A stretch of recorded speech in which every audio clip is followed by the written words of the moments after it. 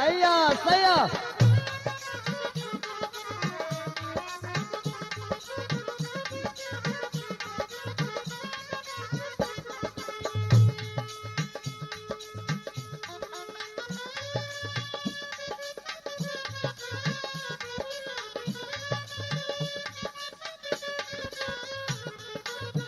वाह वाह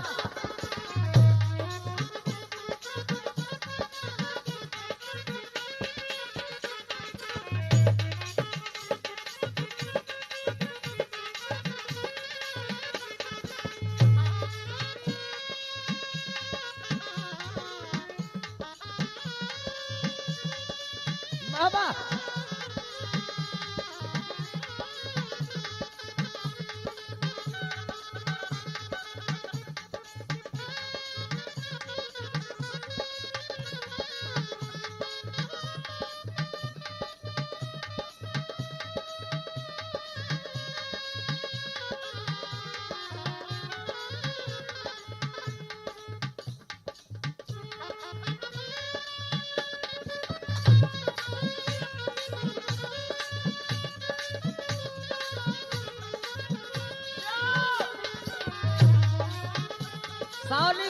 सावली बहार है बाप रे बाप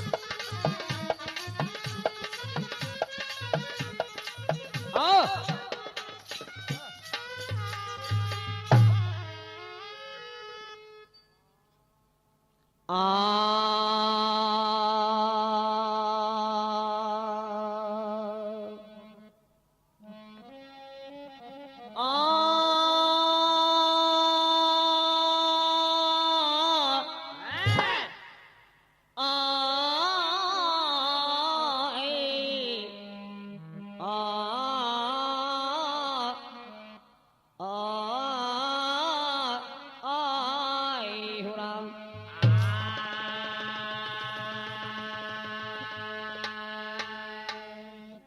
हाँ एक हास्य रस में गीत बा पेशवा रामा कैसेट की तरफ से और गायक लहरी लाल जी की आवाज में पेश है आपके स्वागत में। एक लड़का अपने माई बाबू से छेलाई गवा काहे बदे न रुपया बदे न पैसा बदे न खाए बदे छेलाई के बाद मेहरारू बदे हो रहा शुरुआत गीत पे। एक दिन लड़का एक अच्छी बोला कि नाही भरई है अम्मा चोला डोला चढ़ के जब तक आवई नाही नार।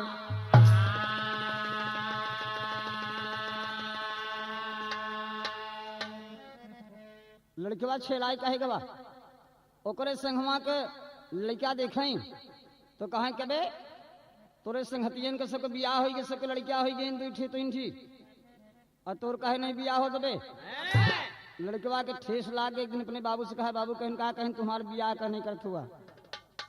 वाह वाह बड़ा मजेदार बात बा देखा गजल का टुकड़ा बा।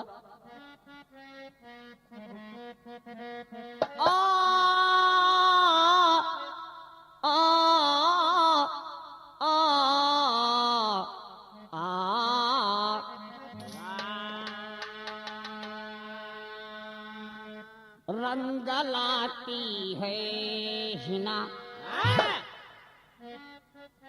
रंग लाती है हिना पत्थर में घिस जाने के बाद रंग लाती है हिना।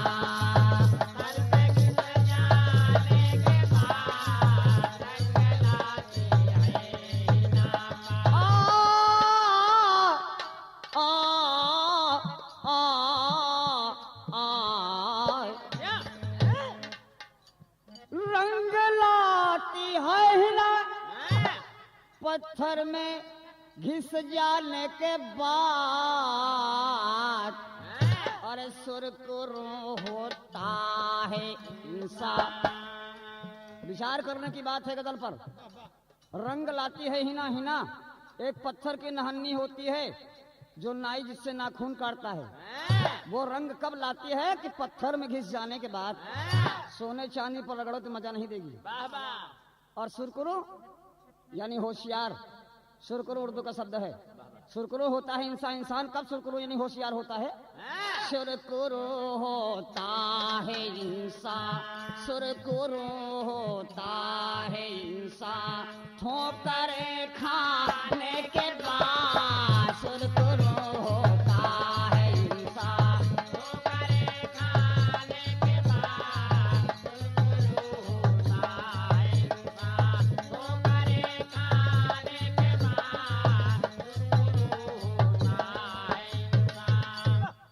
बाबा सुरकुरु होता है इंसान ठोकरे खाने के बाद।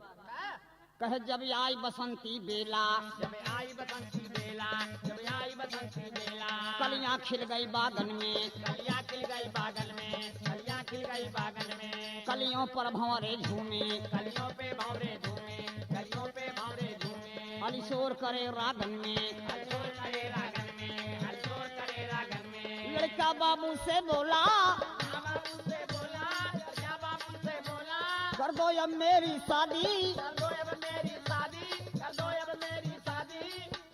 बर्दाश्त नहीं होता है, बर्दाश्त नहीं होता है, बर्दाश्त नहीं होता है। देखूं घर घर सहजादी, देखूं घर घर सहजादी, देखूं घर में सहजादी। पायल पाँव में बाजे, पायल पाँव में बाजे, पायल पाँव में बाजे। घुंघरू आँखों को सरके, आँखों से करके, आँखों से करके। जब यहाँ चल लहरे रह की। बाबूजी मेरा मन फरके। कहे क्या कि पड़ोसन में सब लड़कियन का देखी तो बियाह हो गया, दुल्हन सबके घर आई गई और हमार बियाह कहने करत हुआ। बोला बाबू रिश्ते गए कबे? तो हमसे बात करत हुआ बियाह बदे। पढ़ लिख के होशियार हो जा, शादी करब जरूर करब। कहे ना ना शादी कब करबा? हर जल गई सारी बदन है, जल गई सारी बदन है, बात ये सुनने के बाद। जल गई सारी बदन है, बात ये सुनने के बाद। जल गई सारी बदन है, बात ये लेने के बाद। जल गई सारी बदन है।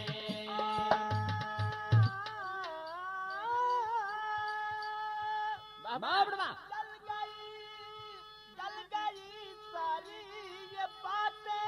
बाबा अरे बात ये सुनने के बाद बाद। वही की रंग लाती है ना पत्थर में घिस जाने के बाद। लौंडे हैरान हो ऐसे जवान लवंडा रहा छैलाई के बाहर। बाबूजी बात ये आगे बढ़ गई कि टेरी का भाव मिले आपके बिरहा जगत में। हाय हाय हाय अरे चांदनी चांद की रानी बन गई, चांदनी चांद की रानी बन गई, चंचल चपल चातुरी चतुरंगी से नानी।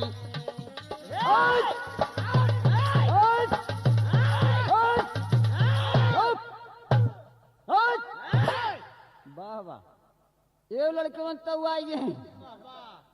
बाबूजी दिखा लड़का छेलाई गवा कि हमार बियाह कैदा। कहे लगे ने बाबू बेटवा से समझावत है बाबू के बेटवा पढ़ाई लिखाई के मजा कुछ और बा। कुछ पढ़ लिख ला, कुछ दहेज भी मिली, दुल्हन भी बढ़िया मिली। लड़कवा कहा तो बर्दाश्त नहीं होत बा बाबू, सबका दुल्हन अड़ी में रंगना भर के पानी भरई आवत थी। हमार लवंडे जो साथी हम जोली हैं वो हमके बोली बोलत थी। हमार बियाह कह दोनों पढ़ाई संग चले। बाबा वह बाबू समझावत का है मास्टर। बाबू कहा लगे न बेटवा से पढ़ लिख के होई जा होशियार। बेटवा कहा की कसरत करी हम लखी पर सवई सब कैनार। क्यों के दुई दुई भैन गदेला। हमारे जो हम जोली के हैं क्यों के दुई गदेला हो गए क्योंकि एक लड़का। क्यों के दुई दुई भैन गदेला। केहू का आवत दिन दुई चार। जब आचर धई कन्हवा पानी करई बरब छाती फटई हमार।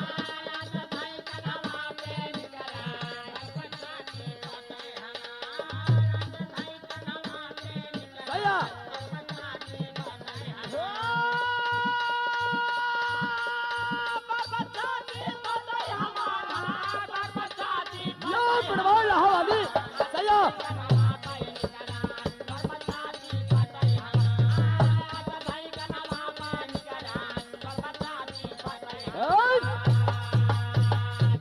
आचर भाई कन्हवा पे नहीं करें, बरबस छाती फटे हमार। ई बात उ लड़कवा के मतारी सुनी, मतरिया आई कहा कि हे सुना कहन का कहन के बेटौना के बियाह कहना ही कह देते। बाबू कहें के बेटौना के बियाह कह दे, आगे को कुछ आगमन बा, ई पढ़ा लिखा नहीं उठा छाप बा। मेहरारू ले आए देव कमाए धमाए न का खियाए, मेहरारू कई दिन रहे। बड़का भैया मेहरारू का सिंगार मन सेधु होती और बाजे कहा कि सेनुर होती, हम तो देखा था कि राणव सेनुर लगा के घूमती हैं। भाई साहब विचार करेंगे आप कि मतारी समझावत अपने पति के, मतरिया कहे देखा बेटौना के बियाह कह नहीं गड़बड़ाई जाई। फिर आप लोग तर्ज सुन रहे हैं कि फुलौरी बिन चटनी कैसे बनी, कि कैसे बनी कैसे बनी कैसे बनी राम कैसे बनी हो, फुलौरी बिना चटनी कैसे बनी, फुलौरी बिना चटनी कैसे बनी, फुलौरी बिना चटनी कैसे बनी। ए भाई साहब ये तो तर्ज रही मजा ले वाली कि फुलौरी बिन चटनी कैसे बनी, लेकिन महतारी और समझावत बा कि हमारे बेटवा के बियाह कह दे, नहीं तो गड़बड़ा जाई मामला। कहा कैसे रही कैसे रही कैसे रही, बोला कैसे न रही, पतोहू बिना बेटवा कैसे रही, पतोहू बिना बेटवा कैसे रही, पतोहू बिना बेटवा कैसे रही, कैसे रही कैसे रही ओ राम कैसे रही, पतोहू बिना बेटवा कैसे रही, ये बात बिना बेटवा कैसे रही, पतोहू बिना बेटवा कैसे रही, पतोहू बिना बेटवा कैसे रही। बाबू कहा लगे पगलाए जाऊ, ई बतावा बेटवा के सगाई न हो, ई काहे बदे कि भाई साहब पढ़े लिखे नहीं बा, अब बेटवा जिद्दियान में कि हम दोनों पढ़ाई संग ही करब और दोनों में फर्स्ट नंबर रहे। विचार करें आप, मतारी हट गई, अब बाप बेटवा से बहस हो गई। बाबू कहे कुछ और समय बीते दा और पढ़ लिख ला, 8वीं कक्षा में 3 बार फेल भया, अब बियाह बदे एडवांस बुकिंग करावत है।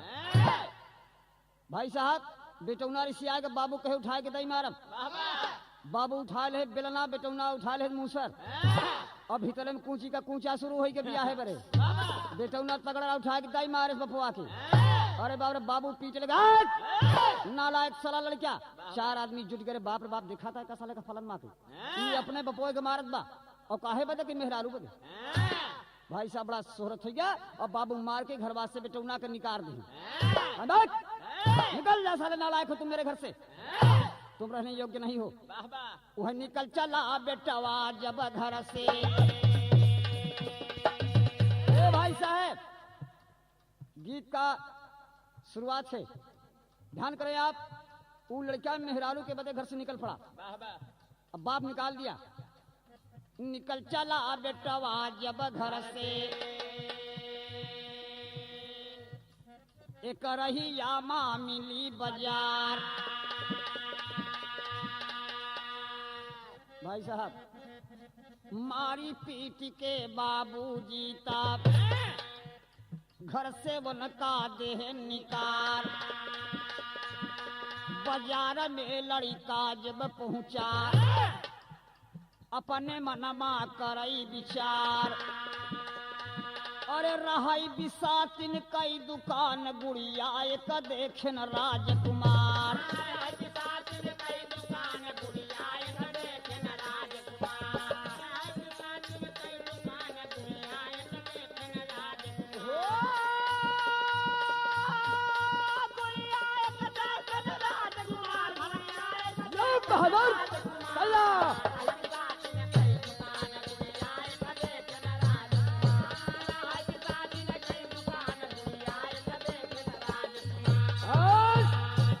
रहा बिसातन का दुकान गुड़िया के देखे राजकुमार।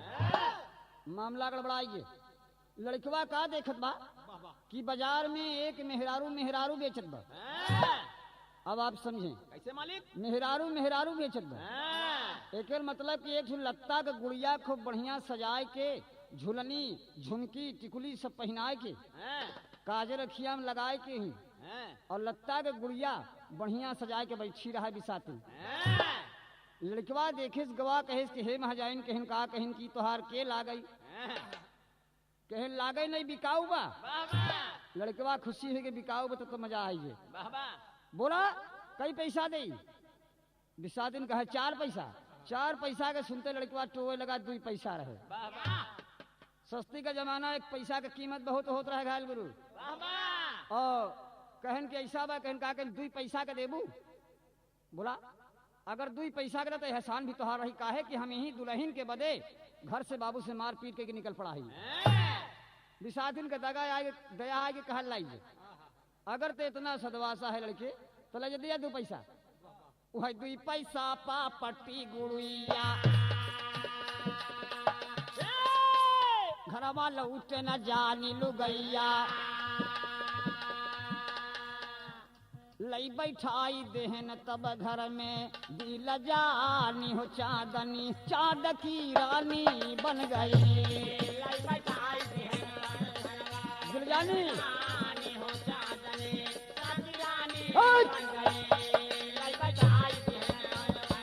लई के दुल्हन आए गए घर में। ओ भाई साहब बहुत बढ़िया मगन बा लड़किया उहे लत्ता का गुड़िया लाई के और कान्हे पे बैठा ले 2 पैसा बा ओहमे तो लगा दिन मेहरारू में और घर तक आवे के साधन का पैसा नहीं बा। घर ई जान के लेके लौटा के चलते ही बाबू को दिखाई दे कि हम अपने आप बियाह कर लिया और कंधे पे बैठा लिया। कंधे पे बैठा के अपने घर पहुंचा देखे माई बाबू सब सोवत हैं। रात का टाइम बा माई बाबू सोवत हैं। एक बकरी के कोने बैठा दे एक बकरी के कोने बैठा के और दुल्हनिया से कहत बा का हाय हाय हाय हाय हाय हाय अरे गोरी सिमट के बालों को झटके गालों से रस टपके। फिल्मी दुनिया वाले मजा लिए हैं कि गोरी सिमट के बालों को झटके गालों से रस टपके कुंवारा मन भटके कुंवारा बहबा कुंवारा हे कुंवारा यो सयो हे कुंवारा हाय हाय कुंवारा। लड़कवा मस्तबा कहत बा नैना मिलाए ले चैना चुराए ले दिल से सटाए ले रे मिलाए ले दुल्हा के मिलाए ले बहबा मिलाए ले दुल्हा के ले चैना चुराए ले दिल से लगाए ले रे मिलाए ले दुल्हा के मिलाए ले फसाए ले दुल्हा। ए बाबूजी ऊ गुड़िया अतरे में बैठी लत्ता के गुड़िया का समझत बा जे हमें जान नहीं बा बाबूजी का समझत बा और लड़का कहत बा नैना मिलाए ले चैना चुराए ले दिल से सटाए ले रे मिलाए ले साजन के। मस्त लत्ता के गुड़िया देखे लाली ओली लगाए भाई कपड़वा में। भाई साहब जो लावत में लेकिन लत्ता के गुड़िया कुछ बोलत नहीं बा। हैरान हो गई लड़का। जब हैरान हो गया तो कहे के बात बा अगर अब की ना बोलबो तो मामला गड़बड़ाई। हम जान थी एक ठो बिरहा जगत में हमारे स्वर्गीय भोला उस्ताद ठेठ बिरहा में तर्जगावत रहे जो बिरहा की तर्ज नहीं। लड़का मनावत बकाहत बाकी काहे ऋषियानियू अरे काहे ऋषियानियू बोलत नहीं प्यारी काहे ऋषियानी। कौन कमी हो गई लड़का से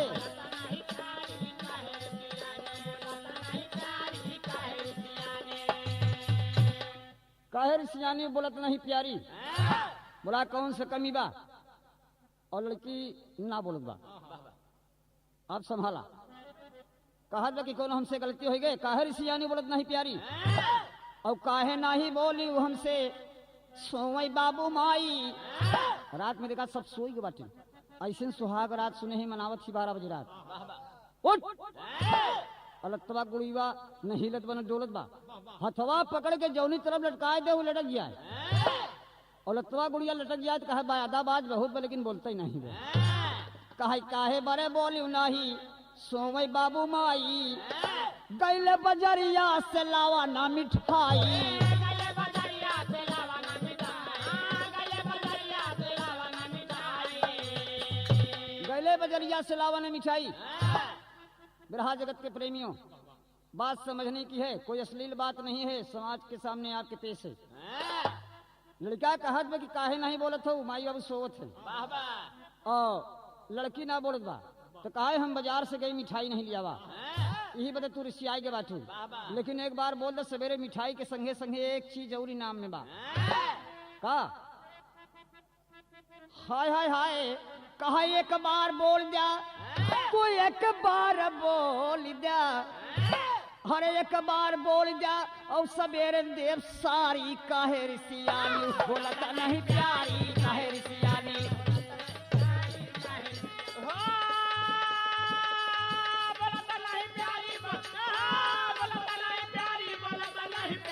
सही है अब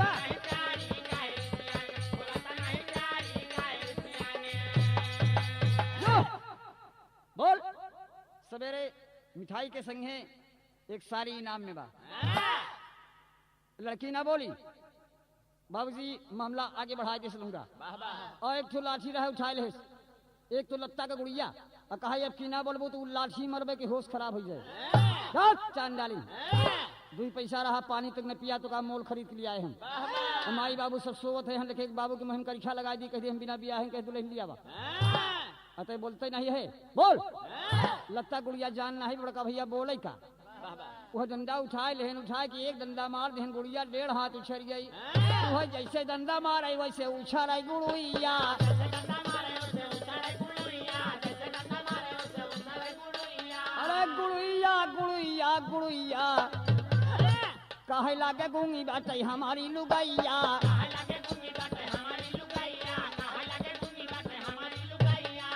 अरे तब 2 पैसा पे बेचे से व्यापारी काहे रिसियानी बोलता नहीं प्यारी काहे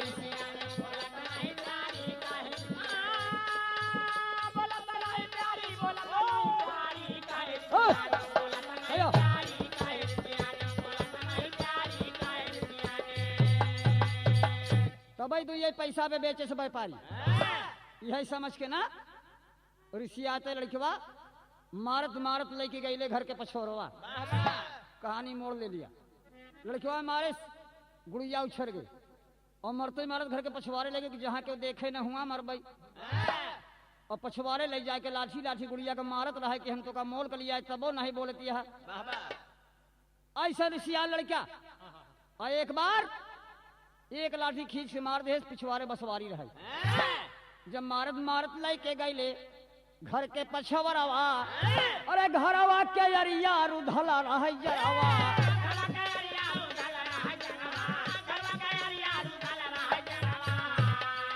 अरे जरवई के बिचवा जरवई के बिचवा जार यानी कांटा चारों तरफ लूंधा है बसवारी बीच में है वह जरवई के बिचवा में घनी बसवारी कहे रिसियानी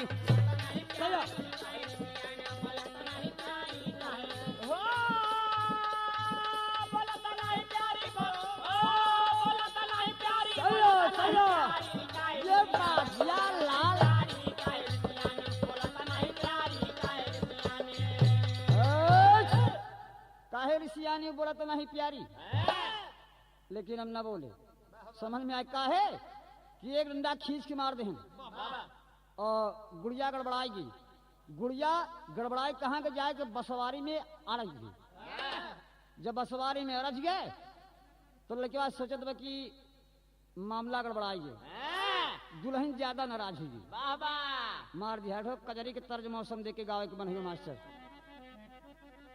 लड़कवा कहा तो अभाव इस तरह कि सावन के महीना में झूला गीत पर माता बहने भी गावले लेकिन लड़का भी दुल्हन बन जाती कब को मस्ती में रिमझिम पानी बरसे लाख पुरोइया झकोर मारे कोयल 4 बजे कू कू करे लाख लड़का सवेरे भोरे हम झुलना झुलत है जवानी क्यों के मन होई के सावन में भाई साहब बतियाई है बा कैसे कि राधा खेले कजरी राधा खेले कजरी राधा खेले कजरी और कन्हैया धरैया चारिया चरिया बीचे लागल हो झालर मोतिया चरिया बीचे लागल हो झालर मोतिया चरिया बीचे लागल हो झालर मोतिया। राधा खेले कजरी कन्हैया धरैया चारिया चरिया बीचे लागल हो झालर मोतिया चरिया बीचे लागल हो झालर मोतिया चरिया बीचे लागल हो झालर मोतिया। राधा खेले कजरी कन्हैया धरे चरी एकदम गुड़िया में मस्त हो की जब माता बहने गावे लगे थे दुई टोली बना ले थी मिर्जापुर में और दोनों तरफ से निहुर निहुर झुक झुक के आगे जाए के पीछे आए के आगे जाए के पीछे आए के बड़े भाव से गावले की राधा खेले कजरी कन्हैया धरे चरी अचरिया बीचे लागल हो झालर मोतिया। लेकिन देखा लड़किवा का कहत बा अरे दुल्हिया टक गईली जाके बसवारिया से जरिया बीचे लागल बा फुलवारिया से जरिया बीचे लागल बा फुलवरिया से जरिया बीचे लागल बा फुलवरिया से जरिया बीचे लागल हो फुलवारिया से जरिया बीचे लागल बा फुलवरिया। से जरिया बीचे लागल बा फुलवरिया। भाई साहब लड़का मस्त बा और लड़की से कहत बा कि रच के निचवा उतरियो तू हमारे सजरिया बीचे लागल बा फुलवरिया फुलवन का से झुरात बा बड़ी कामना बा सुहाग रात न भाई दुल्हन बिगड़ के बसवारी में अटकी बा। वाह वाह। भाई साहब रतिया भर तो इंतजार कैले है और धीरे धीरे सवेरा हो गया। जब सवेरा हो गया कुछ बटोही लोग जाए लगे कहे ए बेटा तू कहीं यहाँ बैठा कहीं जा नहीं बात बिगड़ गई। वाह वाह। ऋषियान कौमार रहा मेहरारू के बिगड़ी दुल्हन ओकर गौने का रात के मनई के बाद सुहाग बा भला मास्टर नहीं मनई से कहा कि तू जा हमार मेहरारू ही में चढ़ गए बसवारी में ऋषि आई के और तू लोगन से मतलब नहीं बा। अरे बाप रे बाप बटोही कहे सरवा पागल बा चला अपने रास्ता लेकिन वो जोहत बा कहत बा कि रतिया भी तीनी गईले ऐजा होइगा भोरा हारिया से जरिया बीचे गम के मोरे फुलवारिया से जरिया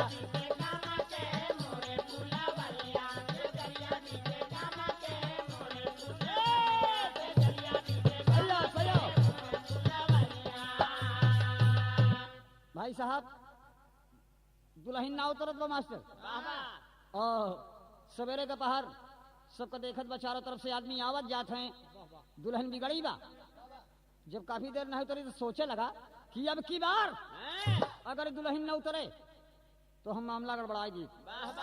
का गड़बड़ाएगी सोचत बा कि झखरवा में हम लठिया से मरबे ई लठिया से झाखर यानी वहीं जरवा में मरबे तो झखरवा का कांटा जौन होला वो कटवा उड़ के ऊपर जाए तो करे गड़बई करे गड़े तो उतरबई करे कितनी बड़ी लंठ खोपड़ी लगाए बा। भाई साहब वही मन में सोचे नाही हरहा भाई साहब मार दिया एक लाठी निकरी के भागल एक खरहा कहा देखा बिगड़ के भागी बर दिल जानी चांदनी चांद की रानी बन गई। एक डंडा खींच के मारा और वो खरहा निकल के भाग निकला अपना जान लेकर के। हाँ और वो लड़का देखा कि अब दुल्हनिया अपने रूप में आएगी और खरहवा देखे कि एक आदमी पीछे लठिया लेके आवत बा और वो अपन जान लेके बड़ा तेज से भगा और इतना तेज भगा कि पिछवा से आदमी वहां पहेटे बा धड़ धड़ धड़ धड़ धड़ धड़ धड़ धड़ धड़ धड़ धड़ धड़ अरे बाप रे कापत कापत खरहवा एक गांव के बगलिया हरी में घुसुर गए और हरिया के बगलिया के दुल्हन घाट छिड़त रहे और लड़की बाप पहुंच गया देखे वाह वाह असली रूप में वही हमार दुल्हन आप संभाला मामला आगे बढ़िए और खरहा घुसा का भीतरे में और हरी के अंदर बा अहर दुल्हनिया के पहुंचा बगली देखे कि हमार दुल्हन अपने रूप में आएगी ईर्ष्या रही खांची खुरपा बदे और पकड़ के तीतिला छाप ले पिछवा से लड़की बा उठ के खुरपा उरपा बगली गिर गए लड़की का कौन लड़की बा कहा तोर दुल्हा वही है ना एकरा तरफ लगत बा एक ठो हल बुलही ननद अपने भौजाई से पूछे तो सावन के महीना में झूलना दोनों झूलत रहे अब भौजैया ननदिया के बैठाए के झूला होत रहे ननदिया कहा ये भौजी कहन कि एक ही प्रश्न हमका बतावा कि कौने महीना में कोयल का बोली निक लागत तर्ज बा कहे कवने महीनावा बोले कवने महीनावा बोले काली कोयलरिया बोले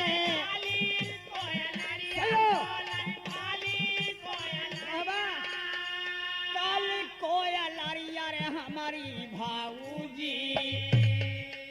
रे हमारी भाऊजी कवने महीनवा नाचे मोर हमारी भाऊजी कवने महीनवा नाचे मोर कवने महीनवा नाचे भाऊजी कवने महीनवा बोला काली कोयलरिया बोला काली कोयलरिया रे हमारी भाऊजी कवने महीनवा नाचे मोर हमारी भाऊजी कवने महीनवा नाचे मोर हमारी भाऊजी कवने महीनवा बोले काली कोयलरिया और कवने महीनवा नाचे मोर भौजैया चालाक रहे ननदिया से कहा कि भी बचनी तोर उम्र कम बा तो हमका का समझत हो कि सावन का महीना हम बता दे कि सावन के महीना में कोयल बढ़िया बोलत समझ ले हमार बात अब तो तोर टिकोरा के मोह समान बा बतावत कि ऐसा टिकोरा बगिया में लागत जब और चैत के महीना में जब कोयलिया बोलत तब नीक लागत हर चैत के महीनावा बोला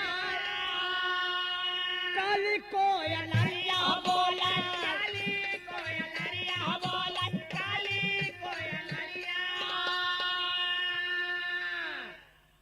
चैत के महीना बोले काली कोयलरिया जब पुरवैया 4 बजे भोरहिया में आयाम के बगिया में बहे लगत हो और भोरहिया में जब कोयल कू कू करत हो तो माना कि कोयल का बलिया शरीर में प्रवेश कर जात है वो बतावत बाकी चैत के महीनवा बोले काली कोयलरिया कि काली कोयलरिया रे छोटकी नाना दी कि हमारी नाना दी सावन के महीनवा नाचे मोर हमारी नाना दी सावन के महीनवा नाचे मोर हमारी नाना दी सावन के महीनवा नाचे मोर हमारी नाना दी चैत महीनवा बोले काली कोयलरिया बोले काली कोयलरिया रे हमारी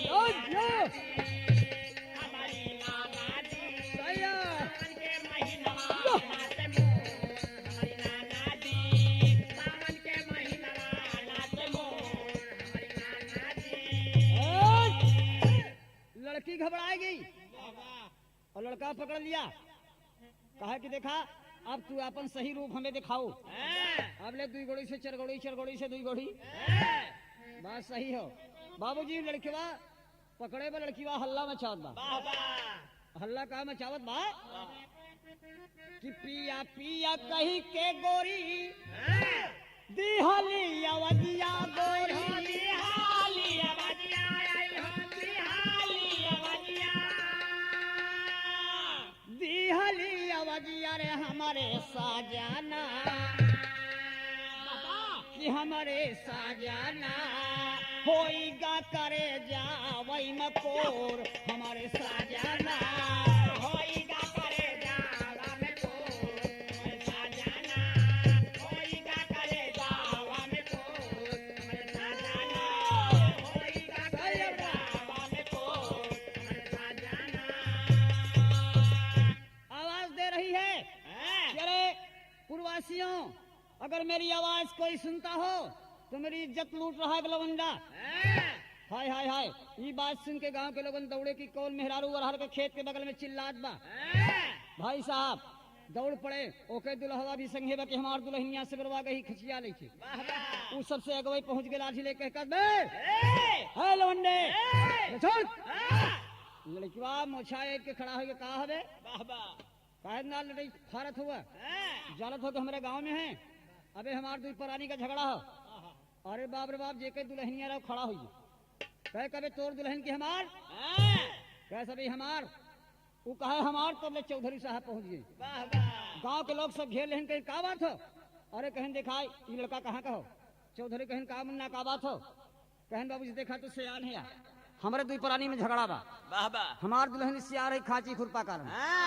और हम बड़ा परेशान भय बताए नहीं हम मिठाई चुनरी के बात करत रहे रात भरे का हम बसवारी में रखाए है और एक दाई जानवर बन के रही आई जादूगरनी भी है देखा अब मनाई के रूप में आए तो हमारे दुल्हनी के बीच में आप लोग कांटा मत बना चौधरी साहब कहे है करे ये तोर दुल्ही ना कहे चौधरी साहब तोहरे गांव में आए सियान है चाहे तू अपना ही बनाए ले भाई साहब अरे भारी बात समझिया में भारी समझिया में जाती हमारी लजिया आई हो जाती हमारी लजिया आई हो जाती हमारी लजिया अरे जाती हमारी लजिया रे हमारे दूल्हा पकड़ाया चारावा का कोर हमारे दूल्हा पकड़ाया चारावा के कोर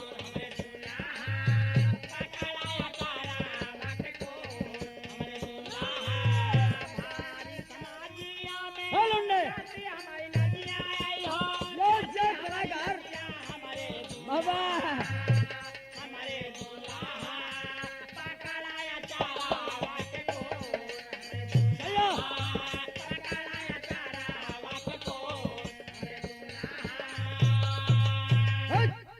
पकड़ाए चरवा के कोर हमारे दुल्हा देखा ये हमारे इज्जत लूटत बा ये बेईमान कह देख हमारे लोगन के बीच में बात होत बा तो हमार मेहरारू है तई मत बात कर और नहीं मुंह खोल के भट्ठास दिखाई देवे तो मुंह दिखाई नहीं मिले बताओ दुल्हनिया कहा यार का नाती ये कहाँ का धिंगरा पकड़े बा अपन दुल्हन बनावत बा चौधरी साहब फैसला करते बाबूजी देखा समाज के बात बा सामाजिक आदमी है चौधरी साहब जैसे प्रधान होती मुखिया होती ये लोगन तो मुखिया होते रहे पहले मुखिया साहब सब फैसला करते रहे 5 गांव को मुखिया कहे एक फैसला हम कर दे भाई कहन का कहन देखा ये दुल्हन जोन बा मालूम नहीं कब से पकड़े बा पहली बात दूसर बात कौन जाति है तीसर बात अरहरी के खेत में भाई साहब आप लोग समझा तीनों बाचा बन ही बोला फलाने अगर की दुल्हन ले गया तो 8 गांव को तो का भोज दे के पड़ी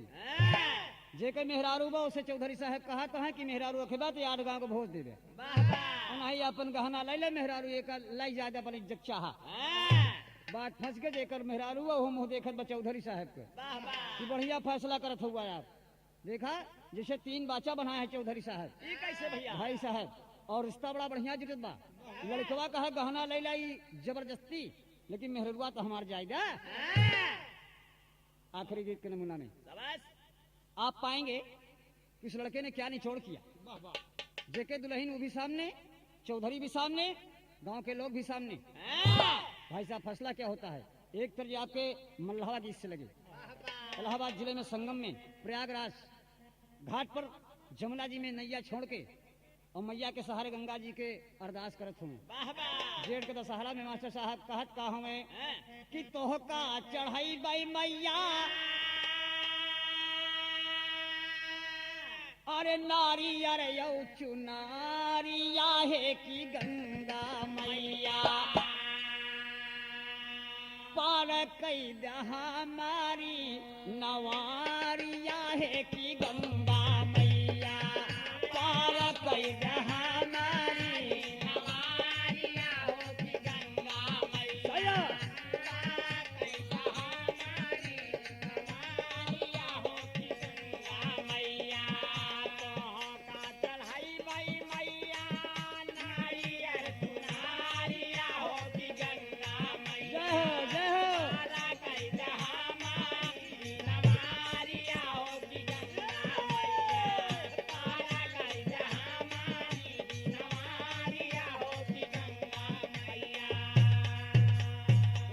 साहब कितने बढ़िया भाव में मल्लाह भैया लोग गावत थी।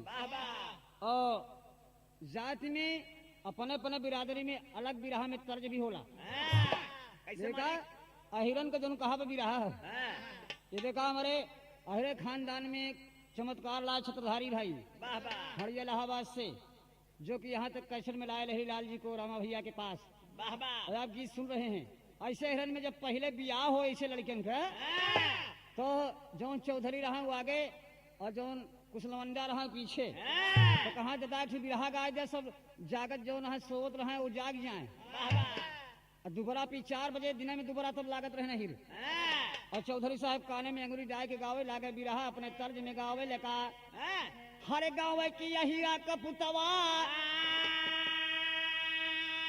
हरे बड़ा बा मजबूतवा जोड़ी दरऊ अब ऊंचे खाले नोवत बाटैगा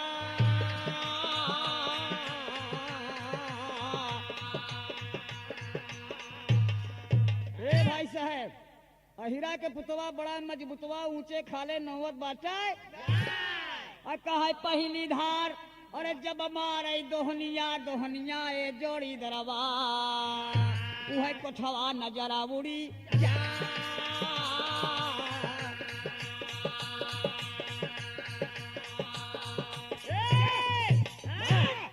यह बतिया पर खियाल आगे ठुयो लोग गीत के देखा भारतीय भैया लोग जब बारात के बात याद आगे गावत में कि भारतीय कहें कि जब हम गोड़े रह जावे तो दारू चाहिए 2 कूड़ा और जब दुबरा लगबे तो दारू चाहिए 3 कूड़ा और जब खाए लगबे दारू चाहिए 4 कूड़ा विदाई पे चाहिए 5 भाई साहब।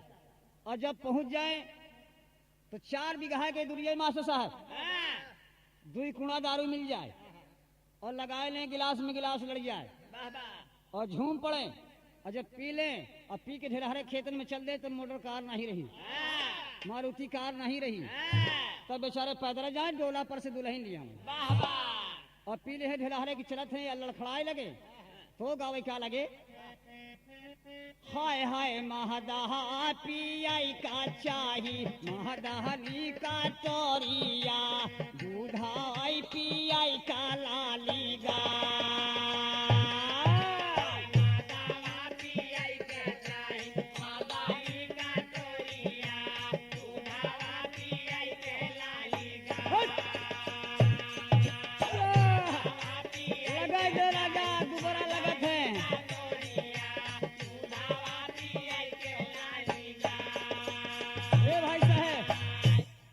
मदवा पिए का चाहे मदनी कचोरिया और दूधवा पिए का लाली गाय। और आगे बढ़िए भाई साहब तो दोबारा में जैसे अब की नाच गाना होला पहले बजनिया में एक गुजरिया बनाई दे डांस हो लगता हाय हुक्का हाय हुक हाय हाय हाय हुक हाय हुक हाय हाय हाय हुक हाय हुक हाय हाय। ए लड़की मेरे सामने कौन लड़की दोबारा पे खिलौंडा का डुप्लीकेट मेहरारू बनाई दी समीज सलवार पहनाई दी दुपट्टा लहरा दी कमर में बांध के वही में लौटे मस्त हो जाए डिस्को डांस में वो कहा लगी हाय हुक हाय हुक हाय हाय हाय हाय हुक हाय हुक हाय हाय हाय। ए लड़की मेरे सामने ए लड़की मेरे सामने मेरा दिल ले जाए हाय हाय हाय हुक हाय हुक हाय हाय हाय।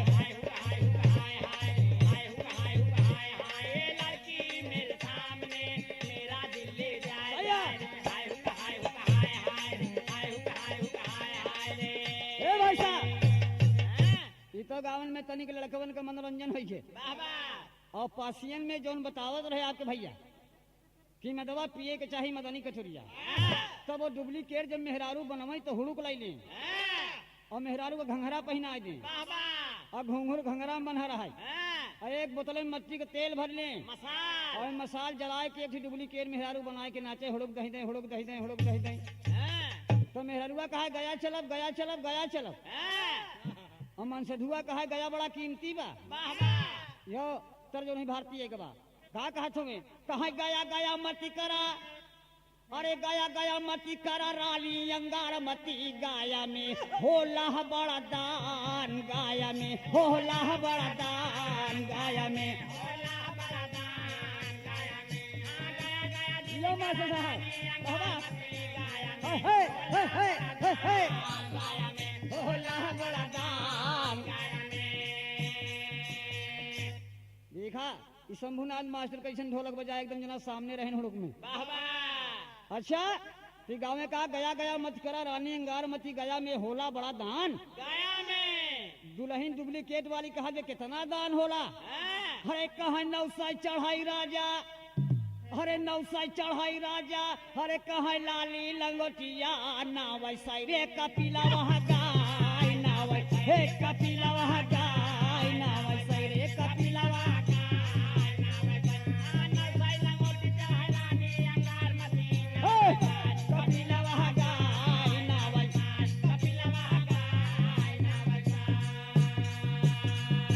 भाई साहब ये तो आपके मनोरंजन का दुल्हन रहा लेकिन आप ध्यान दें कि वो गंवार पकड़े बा दुल्हन गंवार दुल्हन पकड़े बा और चौधरी फैसला यह करत है कि भैया गहना ले ले दुल्हन ले जाए दे नहीं 8 गांव का भोज दे के पड़े जे कर दुल्हन मुंह बाए खड़ा बा माछी भीतरे बहरे होती कहे बारे चौधरी साहब ई के जब फैसला कर दिया गांव वाले सब बिगाड़े के लगा रहा है भैया वो कहें सही बात फलाने अगर दुल्हन रखबे तो हम डाल ले 8 गांव का भोज ले दुआरे हल्ला मचे तो हर बेजती होए लड़कवा कहे कि ऐसे बड़ी आफत का बा ये दुल्हन चली जाए हम 8 गांव का भोज का हंस दे चौधरी से कहे भाई हमारे गहनवा दिवाई दे और गहनवा उतार के लड़कीवा गहनवा उतार के बड़े खुशी में देखा थमावत बा चौधरी साहब का वो कहे थमावत बा कि हमारा इज्जत का सवाल रहा लड़कवा पकड़ ले रहा तो हमें घरों में हमका इज्जत न मिलत और लड़की बाबूजी चल दिया लड़के के साथ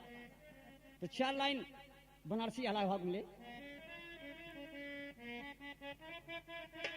हाय हाय अरे बाबू का मरा नवाब हो दिन विचार करिए आप कि बाबू का मरा नवाब हो दिन बेटा वाका या खड़ा रे भैया बाबू का मरा नवाब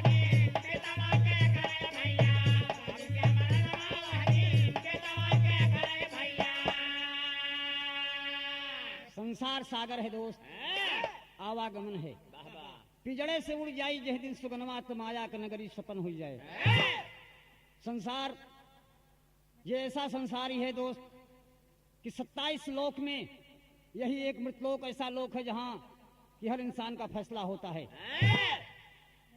तो बाबू का मरनवा बेटवा के कौने दिन खल जाते जौने दिन दुआरे पे कर्जीदार आ जाते दोस्त लड़कवा सोचा था कि हमारे बाबू होते तो पूछी तो हम कितना रुपया ले रहा है इनसे यह दिन वो कहीं खल गवा कि जह दिन दुआरिया पे अरे आए कर्जीदार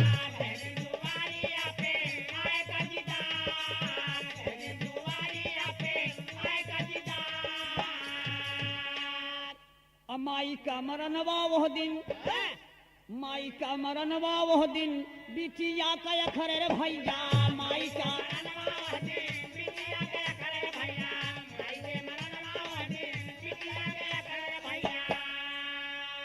यही दिन दुआरिया पे माई का मरनवा विचार करें आप कि मतारी का मरना बिटिया का खलगवा कौन दिन कि यह दिन दुआरिया पे एली बारात द्वारे पर बारात आई है उस बिटिया की मां नहीं है जिस बिटिया को सुहागन बन के डोली में बैठना है उस बिटिया के आत्मा से पूछा जाए कि उसके दिल पे क्या गुजरती है कौन मतारी इसको डोली में बिठाएगी आज यही दिन दुआरिया पे अब आज यही दिन दुआरिया पे अवलिन बारात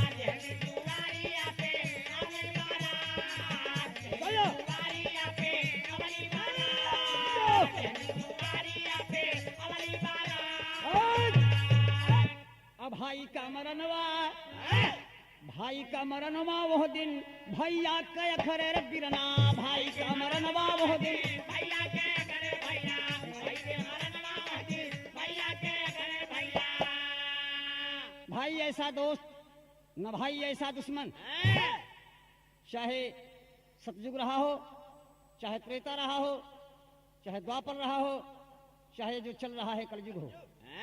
तुलसीदास ने लिखा तो है कि कल समान कोई युग नहीं, कल समान, कलयुग के समान कोई युग नहीं है।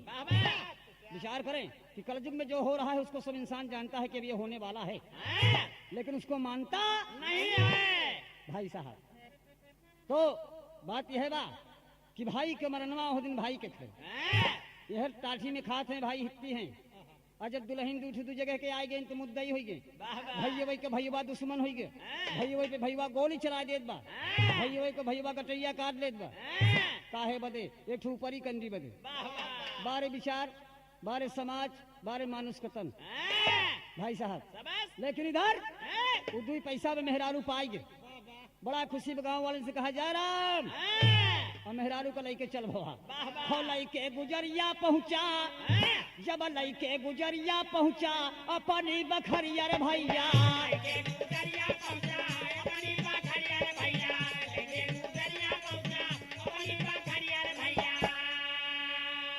लइके गुजरिया पहुँचा अपनी बखरिया रे भैया।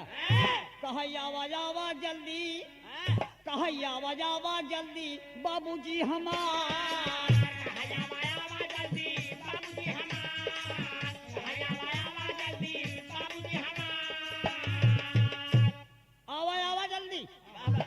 बाबू माई के बोलावे लगा कि देखा हम बिना पैसा के ब्याह कैले है, अब बाबू से लड़ाई भे रहे, यही बदे दुल्हनिया के बदे। कहे कि मैया कहाँ गई? देखा हम ब्याह के लिए जावा। और कहाँ गई मैया हमारी, कहाँ गई मैया हमारी जो न माया गरिया रे भैया, कहाँ गई मैया हमारी जो न माया गरिया रे भैया, कहाँ गई मैया हमारी जो न माया गरिया रे भैया, कहाँ गई मैया हमारी जो न माया गरिया रे भैया। और दुल्हन के कारण दिहले, अब दुल्हन के कारण दिहले घरवा से निकाल, दुल्हन के कारण दिहले घरवा से निकाल, दुल्हन के कारण दिहले घरवा से निकाल।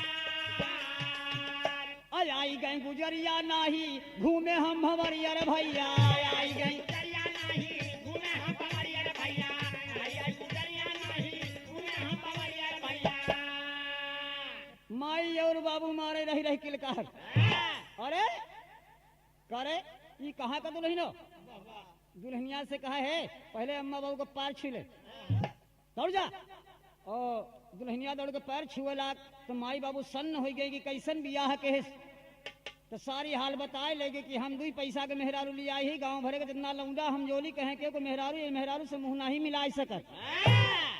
भाई साहब अंतिम लाइन आप चचा पंधारी के तर्जुमे सुनेंगे, बिरहा जगत के सम्राट। अरे मगन भरनिया,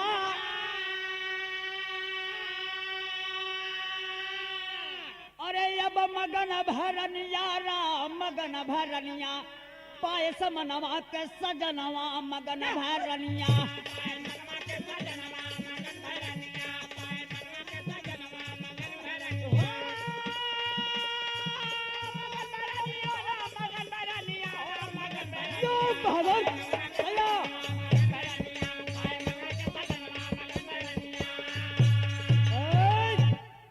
दुई पैसा के दुल्हन पाए मच गया हाहाकार। भई मुंह दिखाई दुल्हन के आए सब नर नार, तो फेर माई चितवनिया मगन भरनिया। भाई साहब मतारी बा बड़ा खुशी भई, लेकिन दुल्हन नालायक तो है बा, पढ़ा लिखा तो है ना बा, लेकिन दुई पैसा झटक लिया गंवार नहीं, पक्का चाल आंक रहे। ओके नाम रहा से एक चिल्ली, से एक चिल्ली, से एक चिल्ली, बचपन का लड़का से एक चिल्ली रहे। दुई पैसा के मेहरारू गांव भरे का चूतिया बना के उठा लिया। भाई साहब कहना यह बा कि दुई पैसा पे पायस नारी होईगा हाहाकार। भाई मुंह दिखाई लड़की के जुट गए ले नरनार, कमाई फेर चितवनिया मगन भरनिया। भाई साहब मुंह दिखाई होई गए, बड़ी दुल्हन नीक बा, गांव के लोग सब मुंह दिखाई में गावत ही बड़ी नीक लाग। का नीक लाग? क्यों कहा बनवा खपड़े लवा छवाओ रे नए घरे दुल्हन आए, क्यों कहा भाई कहाँ का दुल्हनिया, कौन जाति है, कौन बिरादरी की है, कहाँ से लाई आए। मामला यूं फंस गया जैसे हुआ फंसा रहा है चौधरी के। भाई साहब तो कहना है समाज की ओर से कि आप इस गीत में जो भावना पाए आप समाज के अंदर लंठे और चालाक में क्या फर्क होता है। आप विचार करें। यह गीत हमारे रामा कैसेट से प्रस्तुत किया जा रहा है जय गायक लहरी लाल जी की आवाज में इलाहाबादी की तरफ से। निचोड़ इसका यह हुआ कि वो गंवार नहीं चालाक है। गुरु भोला भय स्वर्ग के वासी आभा करे पुकार, कथन किया गुरु ननकुराम गुरु दयाराम का प्यार। बाबा कथन किया गुरु दयाराम गुरु ननकुराम का, वही चांदनी चांद की रानी बन गई। लहरी लाल जी तेरी चलती कलम तूफानी, चांदनी चांद की रानी बन गई।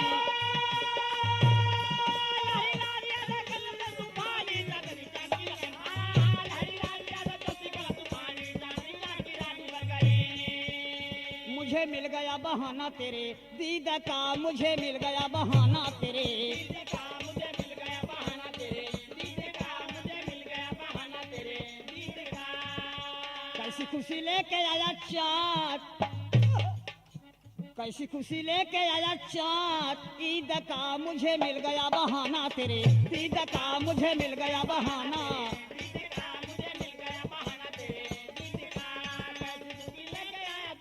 बाबा कैसी खुशी लेके आया चाँद, ए लड़के ऐसे आ, कैसी खुशी लेके आया चाँद ईद का, मुझे मिल गया बहाना तेरे दीद का, मुझे मिल गया बहाना तेरे दीद का, मुझे मिल गया बहाना तेरे दीद का।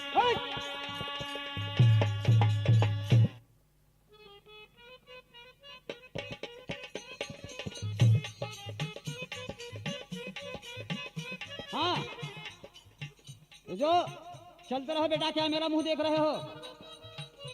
ये जो गीत आप सुन रहे हैं ये आप रामा कैसेट की तरफ से प्रस्तुत किया जा रहा है और ये गायक लहरी लाल जी इलाहाबादी की तरफ से रामा कैसेट की तरफ से आप इस गीत को सुन रहे हैं। और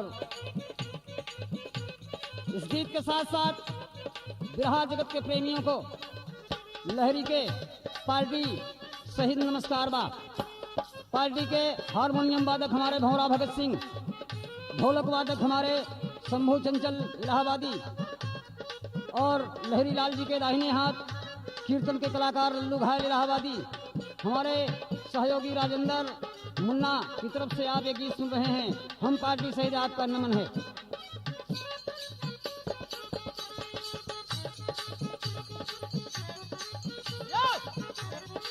सैया लो जाम हो रहा।